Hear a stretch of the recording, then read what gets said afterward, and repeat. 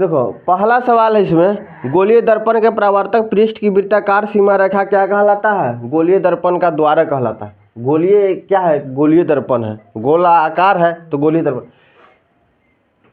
गोलीय दर्पण का पृष्ठ की परावर्तक सीमा रेखा, परावर्तक सीमा रेखा क्या कहेगा? यही गोलीय दर्पण का मुख्य द्वार कहलाता है, चाहे मुख्य अक्ष रेखा कहलाता है। दूसरा सवाल, निम्न में से किस दर्पण की फोकस दूरी धनात्मक होती है?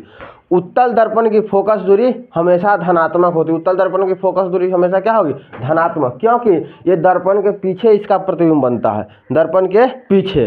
जिधर वस्तु रहेगा उधरे प्रतिबिंब बनेगा तो फोकस दूरी हो जाता है ऋणात्मक, जिधर वस्तु रहता है उधरे फोकस दूरी प्रतिबिंब बनेगा था। इसीलिए अवतल दर्पण में जिधर वस्तु रहता है बाएं साइड में ही प्रतिबिंब बनता है, तो ये हो जाता है अवतल दर्पण की फोकस दूरी ऋणात्मक हो जाता है और उत्तल दर्पण की हो जाता है धनात्मक। तो उत्तल दर्पण की फोकस दूरी हमेशा क्या होती है? धनात्मक। देखो तो वस्तु को इधर रखेंगे लेकिन हमको प्रतिबिंब के इधर बनता हुआ प्रतीत होगा, पीछे हुए बनता हुआ क्या होगा? प्रतिबिंब, यानी कि फोकस। जहाँ प्रतिबिंब बनता हो वहाँ फोकस होता है, फोकस होगा कहीं तब ना प्रतिबिंब बनेगा। तो उत्तल दर्पण की फोकस दूरी हमेशा क्या होगी? उत्तल दर्पण की फोकस दूरी हमेशा फोकस दूरी हमेशा क्या होगी?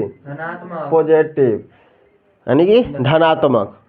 पॉजिटिव लिख दिए, यानी कि धनात्मक होती है। उत्तल दर्पण की जो धंसा हुआ भाग रहता है वो रंगा रहता है और उभरा हुआ भाग परावर्तक सतह रहता है। उभरा हुआ भाग क्या रहता है? परावर्तक सतह रहता है। अब अवतल दर्पण देखो, अवतल दर्पण का ऐसे बनेगा। अवतल दर्पण का क्या होगा? अवतल दर्पण का इसके उल्टा होगा, इसका धंसा हुआ भाग रंग रहता है तो इसका ये हो गया अवतल दर्पण। अवतल दर्पण, तो इसका उभरा हुआ भाग रंगा रहेगा और धंसा हुआ भाग क्या रहेगा? परावर्तक सतह। तो वस्तु को हमेशा बाएं में ना रखेंगे, तो इसका कोई वस्तु को हम यहाँ रख दिए तो इसका भी प्रतिबिंब कहाँ बनेगा? फोकस जाते हुए बाएं साइड में ही बन जाएगा। कपड़ा तो कपड़ा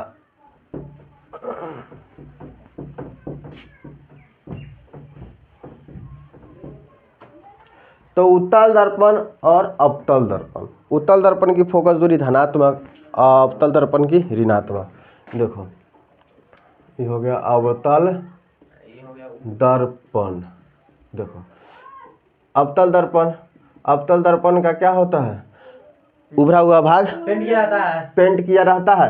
पेंट किससे किया रहता है? सिल्वर क्लोराइड से, सिल्वर क्लोराइड से, सिल्वर क्लोराइड से, सिल्वर क्लोराइड से। सिल्वर मतलब क्या होता है? चांदी। Silver chloride, AgR, silver chloride, silver chloride से, सिल्वर क्लोराइड से क्या किया था? पेंट। देखो इधर अनंत हो गया, इधर क्या हो गया? वक्रता त्रिज्या हो गया, यहाँ फोकस हो गया, यहाँ ध्रुव यानी कि पोल हो गया। इस एफ से क्या होता है? फोकस। अगर कोई वस्तु को अवतल दर्पण में अनंत पर रखते हैं, देखो कोई वस्तु को हम इधर क्या है? अनंत पर रखेंगे, ये फोकस हो गया, ये वक्रता वक्रता त्रिज्या हो गया, ये फोकस हो गया, ये P हो गया। अनंत पर कोई वस्तु है तो इसका प्रतिबिंब बनेगा कहाँ? फोकस पर। कहाँ बनेगा? फोकस पर। प्रतिबिंब कहाँ बनेगा? फोकस पर। अगर कोई वस्तु यहाँ P हो गया, यहाँ F हो गया, यहाँ C हो गया, यहाँ अनंत हो। देखो F से फोकस दूरी, C से वक्रता त्रिज्या, ये अनंत। देखो अनंत पर रखे थे तो फोकस पर बना है। अब देखो अनंत और वक्रता त्रिज्या के बीच में रखेंगे, ये वक्रता त्रिज्या है ना, C से अनंत और वक्रता त्रिज्या के बीच में रखेंगे तो इसका प्रतिबिंब बना फोकस और वक्रता त्रिज्या के बीच में बनेगा, वक्रता त्रिज्या के बीच में बनेगा। देखो अनंत और वक्रता त्रिज्या के बीच में रखे हैं तो फोकस और वक्रता त्रिज्या के बीच में बना है। अब देखो तीसरा कंडीशन, देखो यहाँ P हो गया, यहाँ F हो गया, यहाँ C हो गया, यहाँ अनंत हो गया। F फोकस दूरी, C वक्रता त्रिज्या, ये अनंत। अगर अनंत पर रखे तो फोकस पर बना, अनंत और वक्रता त्रिज्या के बीच में रखे हैं तो फोकस और वक्रता त्रिज्या के बीच में बना है। अब देखो अनंत पर वक्रता त्रिज्या पर रखते हैं और कोई वस्तु को वक्रता त्रिज्या पर रखते हैं तो वक्रता त्रिज्या पर ही प्रतिबिंब बन जाएगा, वक्रता त्रिज्या पर ही प्रतिबिंब बनेगा। लेकिन कैसा बनेगा? उल्टा, इस समय उल्टे बन रहा है। लेकिन वक्रता त्रिज्या पर रखेंगे तो वक्रता त्रिज्या पर ही बनेगा, जितना बड़ा वस्तु रहेगा उतना ही बड़ा बनेगा, उतना ही बड़ा बनेगा। अब देखो ये हो गया अनंत, ये हो गया C, ये हो गया F, ये हो गया P। ठीक है। अब देखो वक्ता त्रिज्या और किसके बीच में रख रहे हैं? फोकस के बीच में, फोकस के बीच में वस्तु को रख रहे हैं, तो इसका प्रतिबिंब बनेगा इधर, वक्ता त्रिज्या और अनंत के बीच में बनेगा। अब देखो कंडीशन एक और, यही सब कंडीशन पूछता है। अगर P हो गया, ये F हो गया, ये C हो गया, ये अनंत हो गया, यानी कि F से फोकस दूरी, C से वक्ता त्रिज्या, ये अनंत। देखो यहाँ वक्ता त्रिज्या और फोकस के बीच में वस्तु को रखे हैं, तो वक्ता त्रिज्या और अनंत के बीच में बने। अब यहाँ रखेंगे फोकस पर, तो अनंत पर बनेगा। फोकस पर रखे हैं अनंत पर, तो अनंत पर वस्तु का बना है प्रतिबिंब। अब तो इनका एकरा बीच में रखा है, तो एकरा बीच में बन गया है, वक्ता त्रिज्या और फोकस के बीच में बन गया। वक्ता त्रिज्या पर रखे हैं, तो वक्ता त्रिज्या पर बन गया। फोकस, वक्ता त्रिज्या और फोकस के बीच में रखे हैं, तो अनंत और वक्ता त्रिज्या के बीच में बना है। फोकस पर रखे हैं, तो अनंत पर बना है। देखो यहाँ बनेगा बहुत छोटा प्रतिबिंब। अवतल दर्पण में अगर वस्तु को अनंत पर रखते हैं तब बनेगा प्रतिबिंब फोकस पर, लेकिन बहुत छोटा बिंदु मात्र प्रतिबिंब बनेगा। कैसा बनेगा? उल्टा बनेगा। कैसा बनेगा? उल्टा बनेगा। अब वक्ता त्रिज्या और अनंत और वक्ता त्रिज्या के बीच में रखते हैं प्रतिबिंब, तो फोकस और वक्ता त्रिज्या के बीच में बनता है, लेकिन उससे थोड़ा बड़ा बनता है, यानी कि छोटा ही बनता है, छोटा बनता है लेकिन उल्टा बनता है।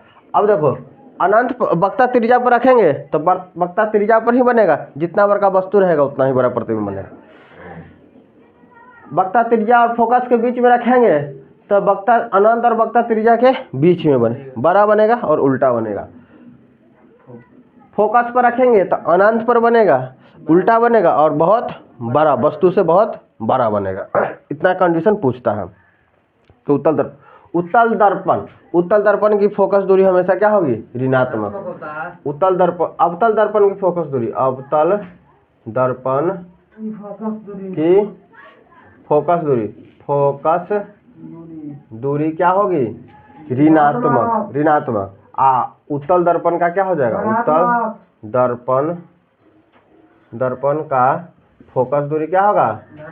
फोकस दूरी हो जाएगा धनात्मक।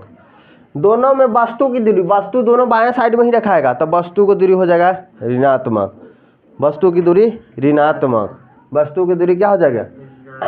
इसमें वस्तु का दूरी हो जाएगा क्या? ऋणात्मक। वस्तु की दूरी ऋणात्मक होगा। किसमें? अवतल दर्पण में। अवतल दर्पण में वस्तु की दूरी ऋणात्मक। अब प्रतिबिंब इधरे बन रहा है तो प्रतिबिंब भी हो जाएगा क्या? ऋणात्मक। प्रतिबिंब भी हो जाएगा ऋणात्मक।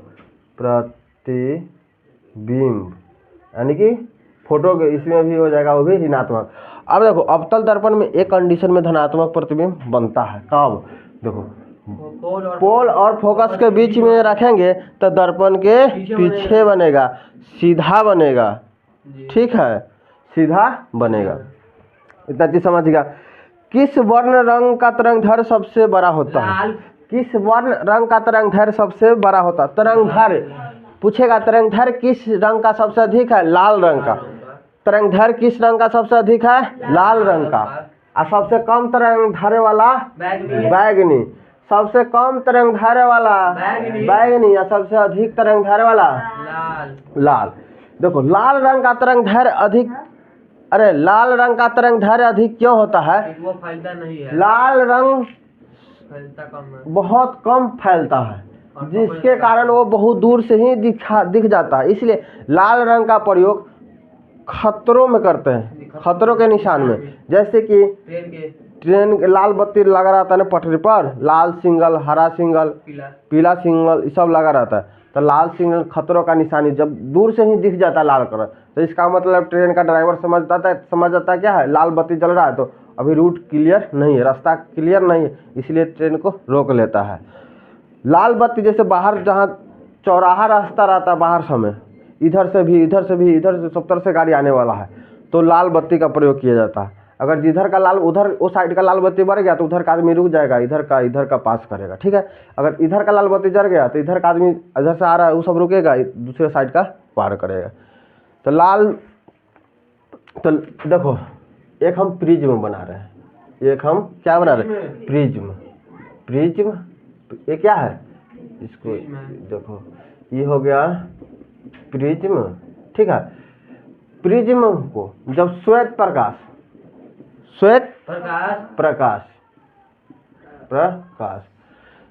जब श्वेत प्रकाश को प्रिज्म से गुजारते हैं तो अपने 7 रंगों में क्या हो जाता है, विभक्त हो जाता है। पूछता है जब श्वेत प्रकाश को प्रिज्म से गुजारते हैं तो कितने रंगों में विभक्त हो जाता है, कितने रंगों में विभक्त हो जाता है। देखो ये 7 रंगों में क्या हो जाएगा, विभक्त हो जाएगा। कितने में, 7 रंगों में विभक्त हो जाएगा। कितने रंगों में विभक्त हो जाएगा, 7 रंगों में विभक्त हो जाएगा। देखो 7 रंगों में क्या हो गया, विभक्त।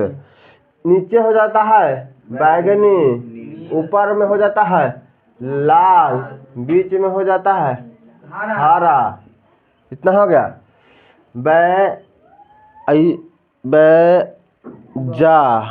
जामुनी,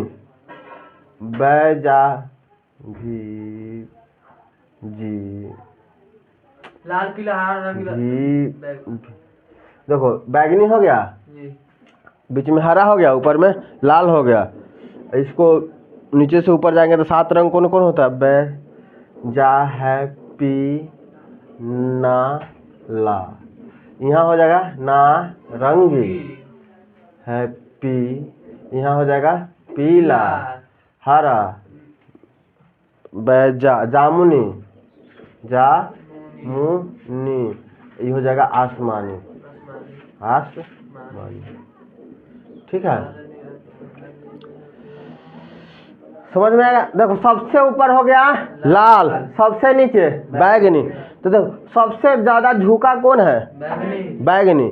सबसे ज्यादा झुका है यानी कि सबसे ज्यादा फैला है बैगनी रंग, सबसे कम फैला है कौन, लाल।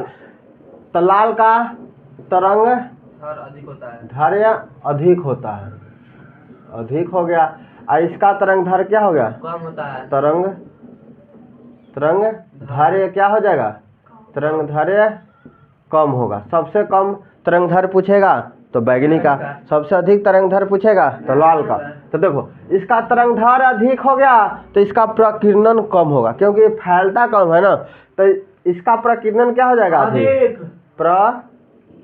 प्रकीर्णन किसका अधिक होगा, प्रकीर्णन किसका अधिक होगा, अधिक किसका होगा, बैगनी का। अधिक किसका होगा, बैगनी का। और इसका क्या होगा, प्रकीर्णन क्या हो जाएगा, कम होगा। प्रकीर्णन क्या हो जाएगा, कम। तो देखो किस रंग का प्रकीर्णन सबसे कम होता है, लाल का। किस रंग का प्रकीर्णन सबसे अधिक होता है, बैगनी का। किस रंग का तरंग दैर्घ्य सबसे कम होता है, तरंग दैर्घ्य सबसे कम रे, तरंग दैर्घ्य का मतलब क्या हुआ, फैलता कम है, फैलता कम है। तो तरंग दैर्घ्य का मतलब क्या हो गया, फैलता सबसे ज्यादा कम कौन है, लाल। तो इसका तरंग दैर्घ्य सबसे अधिक हो गया। और सबसे कम कहेगा के तो कौन हो जाएगा, बैगनी, क्योंकि सबसे ज्यादा फैलता है तो इसका प्रकीर्णन अधिक हो जाएगा। और इसका तरंग दैर्घ्य अधिक है तो इसका प्रकीर्णन कम हो जाएगा। देखो बरसात के दिनों में आसमान में रेनबो बनता है, जिसको हम लोग इंद्रधनुष भी बोलते हैं। क्या बोलते हैं, इंद्रधनुष। इंद्रधनुष बोलते हैं ना। ऐसे बनता है, 7 रंग बनता है, ऐसे बनता है ना जी। इसको हम बोलते हैं रेनबो इंद्रधनुष। इंद्र 1 2 3 4 5 6 7 8 हो गया नहीं, इंद्रधनुष ये बनता है ना। तो हमेशा ये सूरज के विपरीत दिशा में बनेगा। अगर सूरज पूरब में होगा तो ये पश्चिम दिशा में बनेगा। अगर सूरज पश्चिम में है तो ये इंद्रधनुष पूरब में बनेगा। और ये 7 रंगों में रहता है, 7 रंगों में, इसमें भी 7 रंग रहता है। अगर इसमें भी 7 रंग रहता है। ये हमेशा सूरज के विपरीत दिशा में बना। देखो सुबह के टाइम में बनेगा तो सुबह में सूरज किधर रहता है, पूरब में। तो सुबह का टाइम में पश्चिम दिशा में बन जाएगा। अगर शाम के टाइम में बना इंद्रधनुष तो पूरब दिशा में, क्योंकि शाम के टाइम में सूरज किधर चल जाता है, पश्चिम में, क्योंकि सूरज डूबता है पश्चिम दिशा में, उगता है पूरब में। तो सुबह में उगता है तो पश्चिम दिशा में इसका प्रतिबिंब उल्टा में बनेगा। और शाम में अगर उधर चला जाएगा कि सूरज तो पूरब में बनेगा। अब 12 बजे के समय में दोपहर में नहीं बनता है, क्योंकि सूरज पूरा बीचों बीच रहता है, उस समय इंद्रधनुष का निर्माण नहीं होता है। समझ में आ गया। तो इंद्रधनुष में भी 7 रंग, ये सूरज का हमेशा विपरीत दिशा में बनता है। श्वेत प्रकाश को जब प्रिज्म से होकर गुजारते हैं तो कितने रंगों में विभक्त हो जाता है? 7 रंगों में हो जाता है अपने विभक्त। सबसे ऊपर वाला रंग होता है लाल, बीच वाला रंग हो जाता है हरा, और नीचे वाला रंग हो जाता है बैगनी। सबसे अधिक तरंगधर किस रंग का होता है? लाल का। सबसे कम तरंगधर किसका होता है? बैगनी का। सबसे अधिक प्रकीर्णन किस रंग का होता है? सबसे कम प्रकीर्णन किसका होता है? लाल का। किसी वस्तु का प्रतिबिंब आँख के किस भाग पर बनता है? अभी बता, किसी वस्तु का प्रतिबिंब आँख के रेटिना पर बनता है। किसी वस्तु का प्रतिबिंब आँख के रेटिना पर बनता है। किसी वस्तु का प्रतिबिंब आँख के कहाँ बनता है? रेटिना पर। कैसा प्रतिबिंब बनता है आँख के रेटिना पर? बताएं। उल्टा बनेगा, वस्तु से छोटा बनेगा और वास्तविक बनेगा। आँख के रेटिना पर वास्तविक, उल्टा और वस्तु से छोटा प्रतिबिंब बनता है, लेकिन हम लोग को दिखता है सीधा। अरे जब तक किसी भी, जैसे कि मार्कर दिख रहा भी ऐसा, जब तक इसका प्रतिबिंब फोटो हमारे आंख के रेटिना पर नहीं बनेगा ना, जब तक ये दिखेगा नहीं। उल्टा बनता है, लेकिन वहां से सिग्नल देता है दिमाग को। रेटिना तर से वहां से सिग्नल देने वाला होता है, दिमाग को देता है, वो सीधा करके हमको दिखाता है किसी चीज को। जब तक किसी भी चीज का प्रतिबिंब नहीं बनेगा रेटिना पर, तब तक वो वस्तु हमको नहीं देखेगा। आंख के रेटिना पर हमेशा वस्तु से छोटा और उल्टा और वास्तविक प्रतिबिंब, क्योंकि आंख में उत्तल लेंस होता है। आंख में कौन सा लेंस होता है? उत्तल। आंख के जो उत्तल लेंस है उसमें सिलियरी मांसपेशिया होता है, जो लेंस को जकड़ के रखता है, यानी कि ऊपर नीचे 3 को ऊपर आता है, 3 को नीचे रहता है। 6 मांसपेशिया होता है जो उसको क्या रहता है? लेंस को लटका के रखता है बीच में, क्योंकि ऊपर से पकड़ा है, नीचे से ही पकड़ा है। अगर छोड़ देगा तो क्या हो जाएगा? खराब हो जाएगा, फूट जाएगा, लेंस में फूट जाएगा तो लुकेगा नहीं। आंख वस्तु का प्रतिबिंब आंख के रेटिना पर बनता है, आंख के रेटिना पर बनता है, और वस्तु से छोटा बनता है, उल्टा बनता है और वास्तविक बनता है। समझ में आ गया? आंख का कॉर्निया क्या किया जाता है? दान किया जाता है। आंख का कॉर्निया क्या किया जाता है? दान किया जाता है। आंख का कॉर्निया दान करते हैं आंख का कॉर्निया। निम्नलिखित में से किस माध्यम में प्रकाश की चाल सबसे अधिक होगी? अरे निर्वात में। निर्वात में प्रकाश की चाल क्या होता है? प्रकाश की चाल सबसे अधिक होता है, सबसे अधिक होता है। किसमें? निर्वात में प्रकाश की चाल सबसे अधिक होता है। कितना होता है? 3 × 10 के पावर 8 मीटर प्रति सेकेंड। निर्वात में प्रकाश की चाल सबसे अधिक होता है, 3 × 10 की पावर 8 मीटर प्रति सेकेंड। 3 × 10 के पावर 8 मीटर प्रति सेकेंड। निर्वात में प्रकाश की चाल सबसे अधिक होता है। कितना होता है? तो 3 × 10। अब प्रकाश के चाल भी पूछेगा तो इतना ही होता है। प्रकाश की चाल कितना होता है? 3 × 10 के पावर 8 मीटर। लेकिन अलग अलग माध्यमों में प्रकाश की चाल अलग अलग होता है। अलग अलग माध्यमों में प्रकाश की चाल अलग होता है। प्रकाश एक सीधी रेखा में चलता है, सरल रेखा यानी कि सीधी रेखा में गमन करती है। देखो, तो निम्नलिखित में किस माध्यम में प्रकाश की चाल सबसे अधिक हो जाएगा? निर्वात में। दूरदृष्टि नेत्र साफ साफ देख सकता है। देखो जिसके आंख में दूरदृष्टि दोष का बीमारी है ना, दूरदृष्टि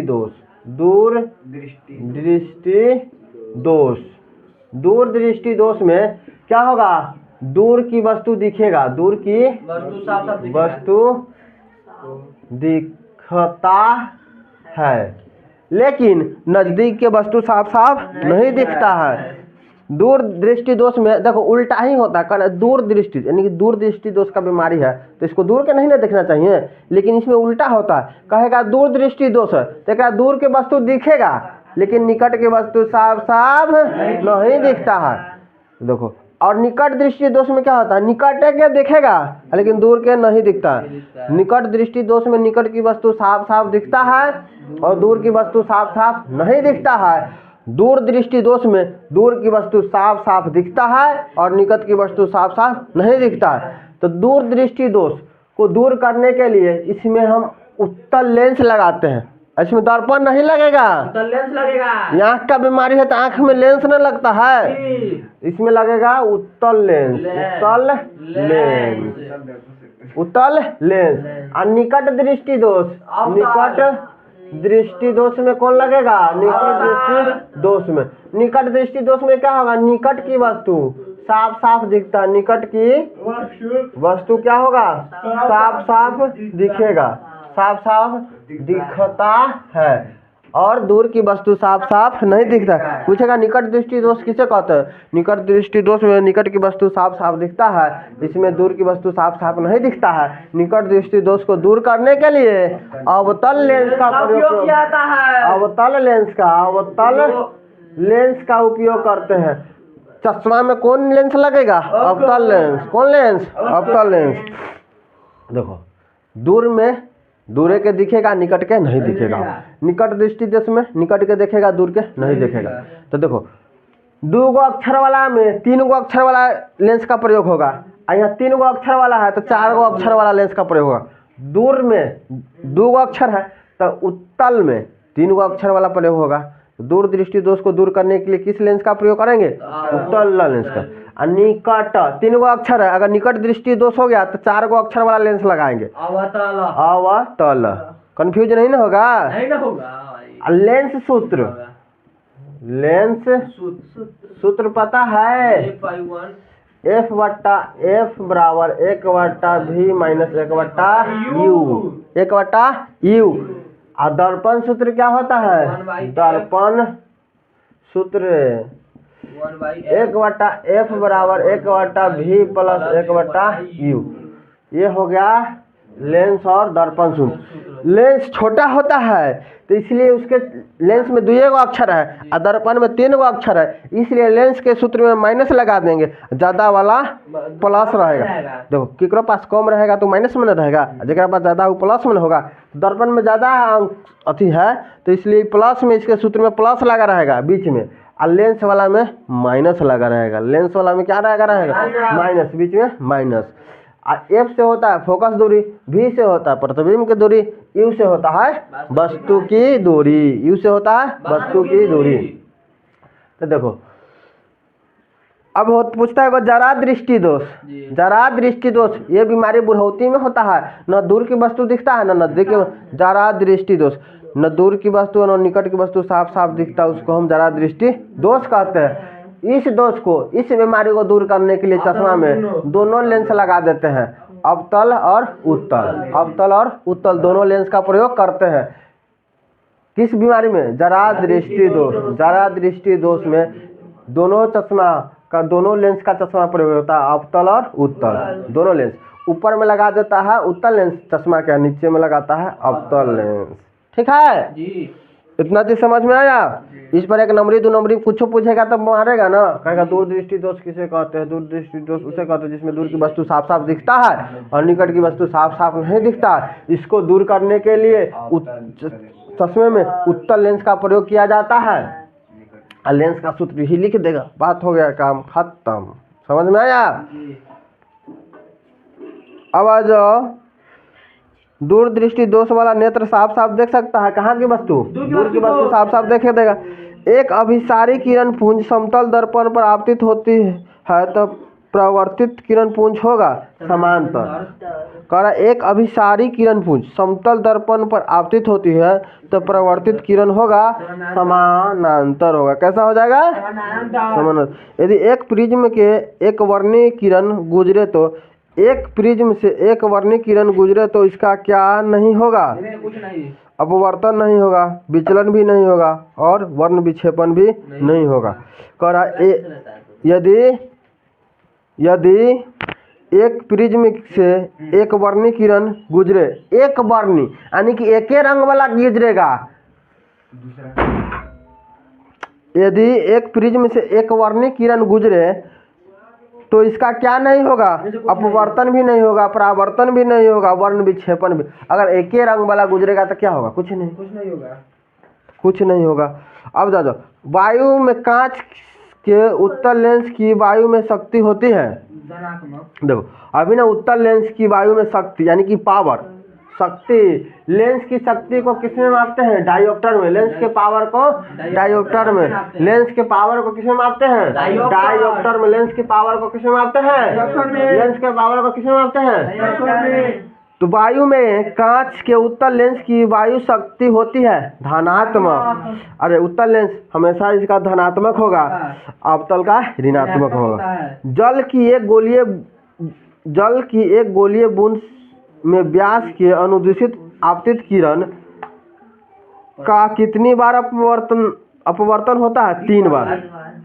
कितने बार अपवर्तन होता है? 3 बार। स्विच लगाए जाते हैं। अरे स्विच जो अभी बोर्ड में लगा है ना, स्विच, वही स्विच की बात कर रहा है। स्विच यानी कि गर्म तार में लगाया जाता है। गर्म तार कहने का मतलब क्या है? जिसमें लाइन होता है, लाइन वाला न्यूटन वाला 2 होता है, एगो फेस एगो न्यूटन, एगो फेस तार होता है, एगो न्यूटन तार होता है। एगो अर्थिंग वाला बोलते हैं जिसको, करियका ना है कि अर्थिंग का तार है, करियका ललका है जो फेस वाला, इसमें करंट होगा। तो स्विच जो लगता है ना हमेशा जिसमें करंट होता है उसमें लगता है, अर्थिंग में नहीं लगता।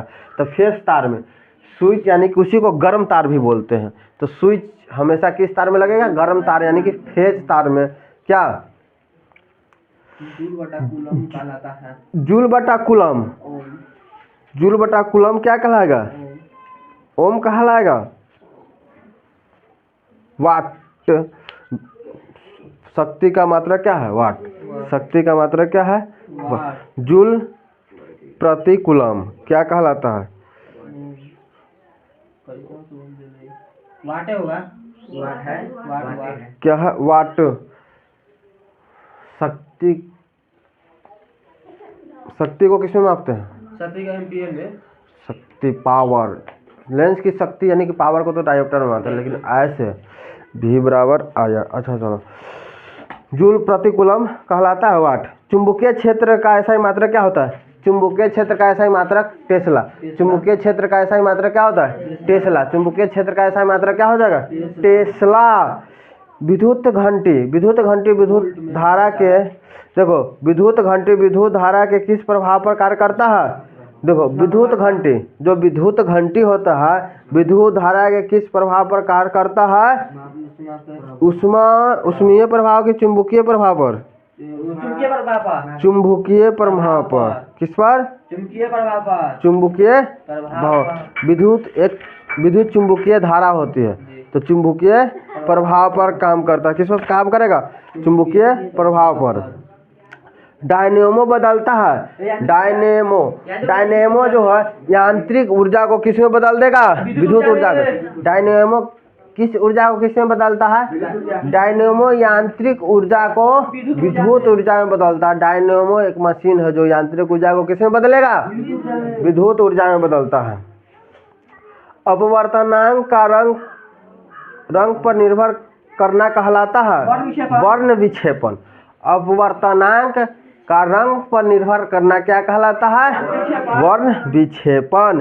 एक मोटर कार के पक्षदर्शी दर्पण में बना प्रतिबिंब होता है वस्तु से छोटा। अरे कोई गाड़ी होता है, यानी कि गाड़ी, मोटरसाइकिल हो गया, यहाँ पे एक शीशा लगा है, शीशा लगा रहता है ना, इसमें कौन दर्पण लगा रहता है? उत्तल दर्पण। इधर देख पगली, उत्तल दर्पण। गाड़ी के साइड मिरर में उत्तल दर्पण लगा रहता है। गाड़ी के साइड मिरर में उत्तल दर्पण, गाड़ी के हेडलाइट में अवतल दर्पण। कौन सा दर्पण? अवतल दर्पण। तो गाड़ी के जो साइड में लगा रहता है उत्तल दर्पण, उसमें प्रतिबिंब यानी कि फोटो क्या बनता है? छोटा बनता है, और उल्टा भी बनता है। छोटा बनता है, उल्टा भी बनता है। कैसा बनता है? छोटा बनता है, वस्तु से छोटा। तब न बड़ा बड़ा गाड़ी उसमें छोटा छोटा दूर का दिख जाता है। डायनेमो यांत्रिक ऊर्जा के विद्युत ऊर्जा। अब एक मोटर कार के पक्षदर्शी दर्पण में बना प्रतिबिंब वस्तु से छोटा होता है। एक विद्युत सेल से धारा प्राप्त करने पर इसमें सिरों के बीच विभवांतर का मान हो जाता है विद्युत वाहक बल से कम। विद्युत वाहक बल से कम कर एक विद्युत सेल से धारा प्राप्त करने, एक विद्युत सेल यानी कि बैटरी, विद्युत सेल यानी कि बैटरी, एक विद्युत सेल से धारा प्राप्त करने पर इनके सिरों के बीच विभवांतर का मान विद्युत वाहक बल से क्या हो जाएगा? कम हो जाता है। एक अवतल दर्पण से ध्रुव एवं फोकस के ठीक मध्य स्थित बीम के लिए आवर्धन क्या हो जाएगा? एक आवर्धन। आवर्धन क्या होता है? माइनस भी बटा यू। आवर्धन का सूत्र यही ना होता है, आवर्धन का सूत्र यही ना होता है, माइनस भी बटा यू, माइनस भी बटा यू, माइनस भी बटा यू। के एक अवतल दर्पण के ध्रुव एवं फोकस के ठीक मध्य स्थित बीम, देखो अवतल दर्पण का कह रहा है, अवतल दर्पण यही ना होता है, इधर अनंत मान लीजिए, सी मान लीजिए, एफ मान लीजिए, इधर फोकस पी मान लिए, पी मान लिए। तो देखो कह रहा है एक अवतल दर्पण के ध्रुव यानी कि यहाँ एवं फोकस ई के ठीक मध्य में यहाँ कोई वस्तु है, मध्य में स्थित बीम यानी कि प्रतिबिंब की आवर्धन, तो इसका प्रतिबिंब कहाँ बनेगा, पीछे ना, तो सीधा बनेगा जी। क्या बनेगा, सीधा बनेगा, काल्पनिक बनेगा। काल्पनिक। तो ये कैसा होगा, इसका आवर्धन एक हो जाएगा। जीवाश्म ईंधन के जलने से किनके ऑक्साइड उत्पन्न होते हैं, सभी के। देखो जीवाश्म ईंधन के जलने से सल्फर के ऑक्साइड, कार्बन के ऑक्साइड और नाइट्रोजन का ऑक्साइड उत्पन्न होता है। जीवाश्म ईंधन के जलने से किनके ऑक्साइड उत्पन्न होता है, सल्फर, कार्बन और नाइट्रोजन ऑक्साइड। विद्युत प्रतिरोधकता का ऐसा ही मात्रक क्या होता है, माइनस मीटर। विद्युत प्रतिरोधकता का ओम प्रति मीटर, ओम माइनस नहीं, ओम प्रति मीटर होता है। विद्युत प्रतिरोधकता का ओम प्रति मीटर। अब विद्युत धारा का एम्पियर, विद्युत धारा का ऐसा मात्रा क्या है, एम्पियर, विद्युत धारा का एम्पियर।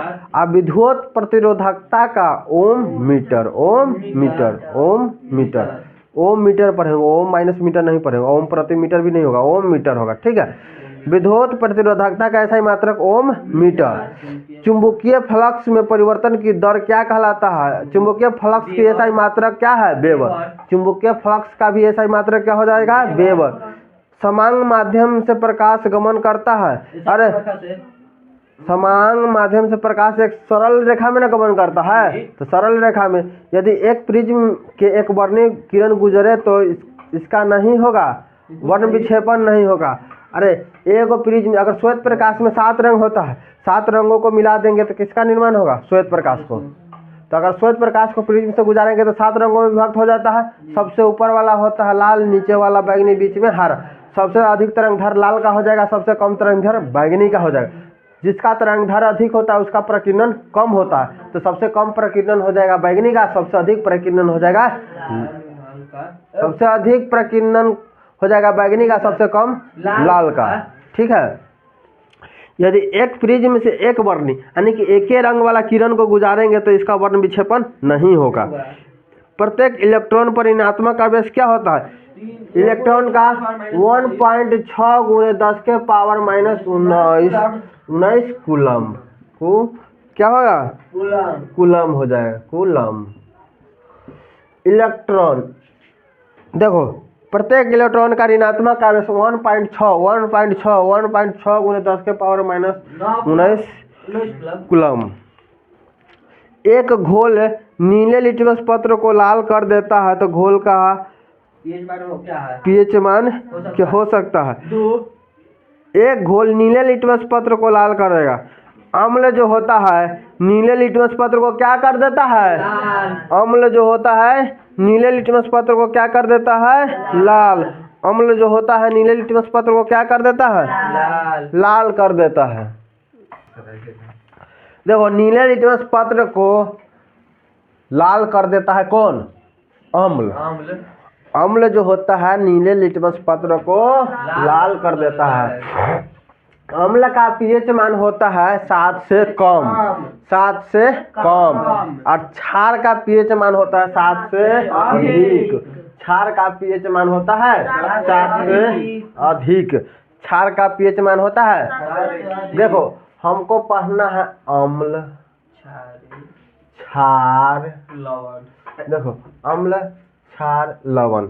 अम्ल प्लस क्षार को मिला देते हैं ना तो लवण प्राप्त होता है, ठीक है। अम्ल और क्षार को मिलाने से क्या प्राप्त होगा, लवण। देखो अम्ल, ये अम्ल हो गया जिसका पीएच मान, पीएच मान क्या होगा, 7 से कम होता है, 7 से कम होता है, 7 से कम। और क्षार का पीएच मान होता है, क्षार का पीएच मान लास्ट में 21, क्षार का पीएच मान 7 से अधिक अधिक। अधिक होता है। क्षार का पीएच मान 7 से अधिक क्षार का पीएच मान हो जाएगा 7 से अधिक। क्षार का पीएच मान हो जाएगा 7 से अधिक। अम्ल का पीएच मान 7 से अधिक अम्ल का 7 से कम। कम अम्ल जो होता है ना नीले को लाल करता है, जी। नीले को क्या करता है? लाल। और क्षार जो होता है लाल को क्या करेगा? नीला। नीला।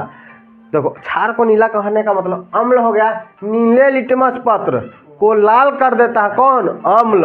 और क्षार जो होता है लाल लिटमस पत्र को नीला कर देगा। देखो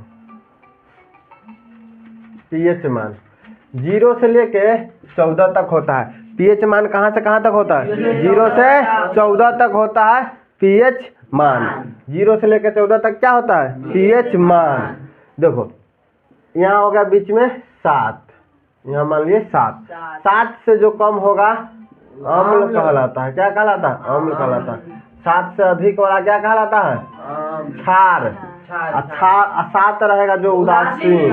उदासीन 7 रहेगा वो पूरे उदासीन। 7 से कम रहेगा जिसका पीएच मान वो सब अम्लीय होगा। 7 से अधिक रहेगा वो क्षारीय होगा। और 7 पूरा रहेगा तो उदासीन होगा। वर्षा का जल होता है सबसे शुद्ध जल। सबसे शुद्ध जल कौन होगा? सबसे शुद्ध जल कौन होता है?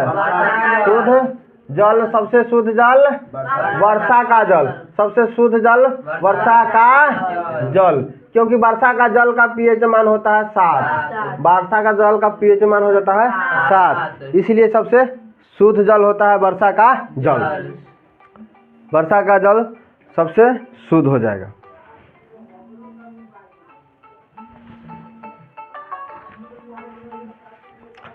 वर्षा का जल शुद्ध जल हो गया। समझ में आ गया? तो देखो एक घोल नीले लिटमस पत्र को लाल कर देता है तो घोल का जब 7 से कम होगा ना तो देखो पीएच मान 9 दिया, 7 दिया, 10 दिया। जो 7 से कम होगा वही ना होगा जो नीले को लाल करेगा। तो 2 दिया है तो 2 हो जाएगा। लोहे की परमाणु संख्या 26। लोहे की परमाणु संख्या 26। लोहे की परमाणु संख्या 26। लोहे की परमाणु संख्या 26